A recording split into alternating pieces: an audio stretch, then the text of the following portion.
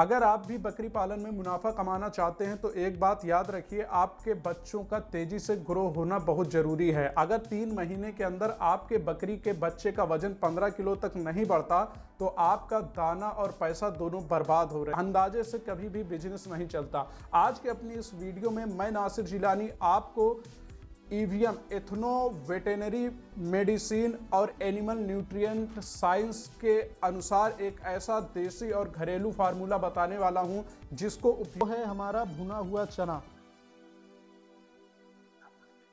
क्या है? भुना हुआ चना। 50% हमें भुना हुआ चना लेना है। मतलब यह है कि अगर आप 10 किलो का फीड बना रहे हो तो उसमें 5 किलो आपको भुना चना लेना है। भुना चना क्यों लेना है?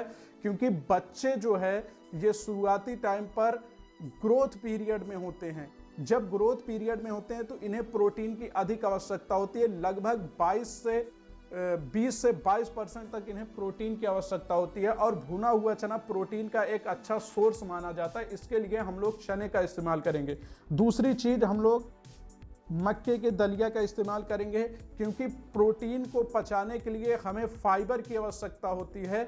इसलिए हम लोग मक्के के दाने का इस्तेमाल करेंगे 30%। मतलब ये है कि अगर हम लोग 10 किलो का दाना बना रहे हैं तो 5 किलो पहले भुना हुआ चना हो जाएगा और 3 किलो मक्के की दलिया हो जाएगी। दूसरा इंग्रेडिएंट है ये खली।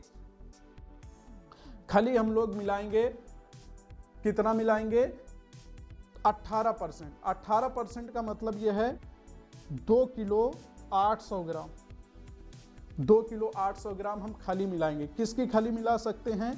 हम मूंगफली की खली मिला सकते हैं, सरसों की खली मिला सकते हैं, सोयाबीन की खली मिला सकते हैं। इससे होता यह है कि बच्चों का जो है शाइनिंग बढ़ता है।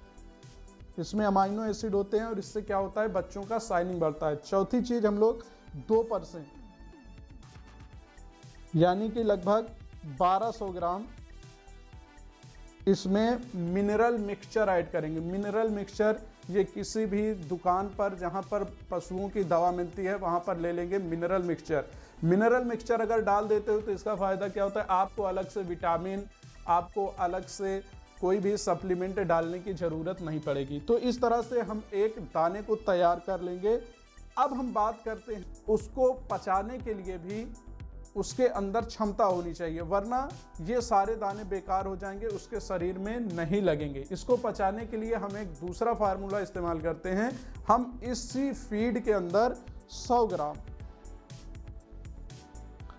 इसी फीड के अंदर लगभग 100 ग्राम अजवाइन और लगभग 100 ग्राम काला नमक, 100 ग्राम अजवाइन और 100 ग्राम काला नमक ऐड कर देंगे। क्यों ऐड करेंगे? क्योंकि ये पेट के कीड़ों को मारता है और बच्चों की भूख को खोलता है।